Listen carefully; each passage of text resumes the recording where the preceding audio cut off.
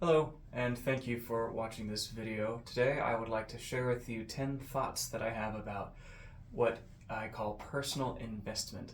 Now this is something that I think is very important in any endeavor in life, but very much so in music lessons.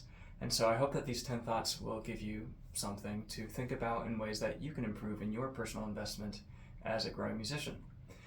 The first thing that I like to share sometimes with my students is that I view my job as a teacher is to help them to one day not need me anymore, sort of teaching myself out of a job.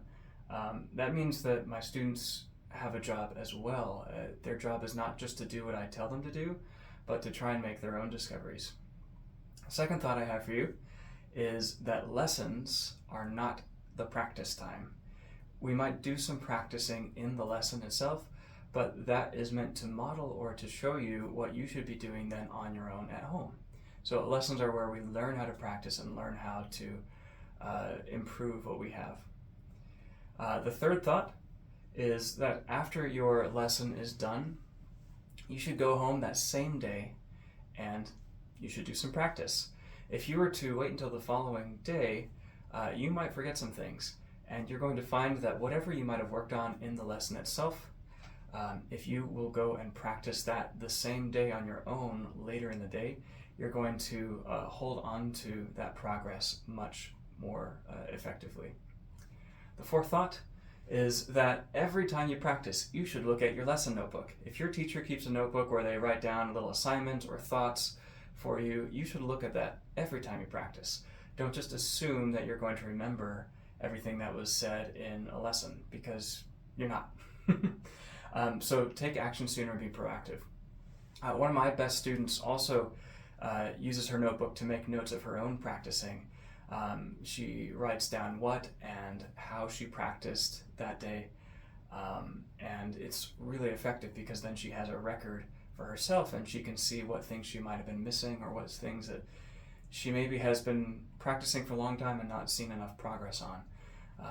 And that helps to redirect and make her lessons more effective. The fifth thought is also look at your score regularly.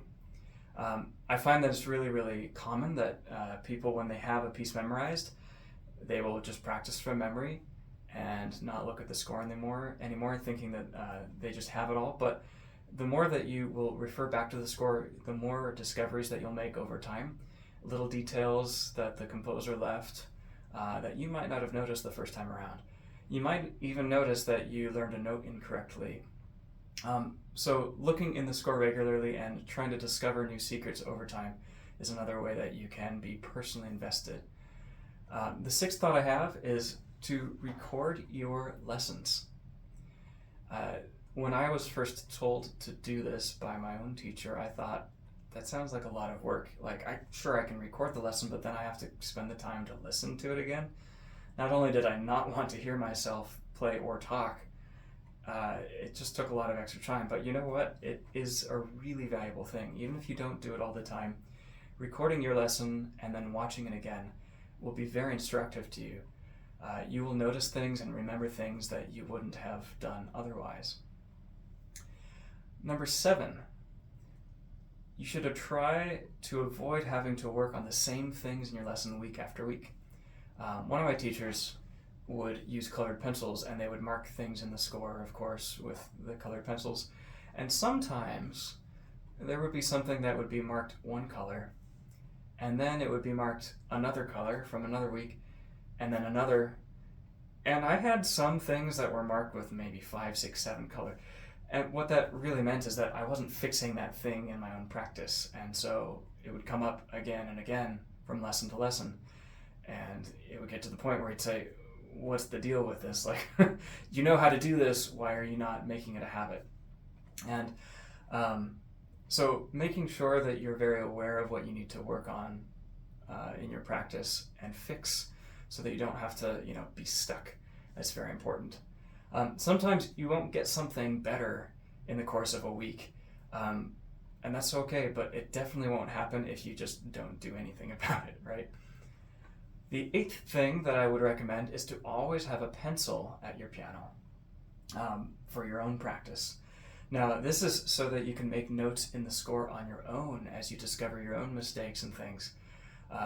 Let's say, oh, I'm getting the wrong fingering there or the wrong note, or oh, I always want to maybe almost play that note as a sharp when really it isn't, and I feel that hesitation in my finger. Just go ahead and write it in. Do yourself the benefit of that, because what you're doing is you're taking what we call cognitive load off of yourself. In other words, if you write something down and you can see it, your brain doesn't have to think as hard to remember it, and it can internalize that along with other things much more effectively. Number 9, using that pencil to not just fix mistakes, but write in your own musical choices is an incredibly big part of personal investment in this musical journey. Your teacher, hopefully, hopes that you will learn how to make your own musical choices with time. And that happens in the practice space that you have for yourself. It's when you're looking at your music and you say, I want to do this fingering, or that dynamic isn't working for me. What if I bring it down? Or what if I put in some phrase markings for myself? Or what if I take a little time here? Making those decisions on your own is really important. And then writing them down in the score is important. You might decide to, erase that the next day, but you should make a note of it. That way you can compare things and your feelings and thoughts as you develop your sense of the piece. My 10th thought for personal investment in music lessons is to remember that by doing small and simple things, great things will come to pass.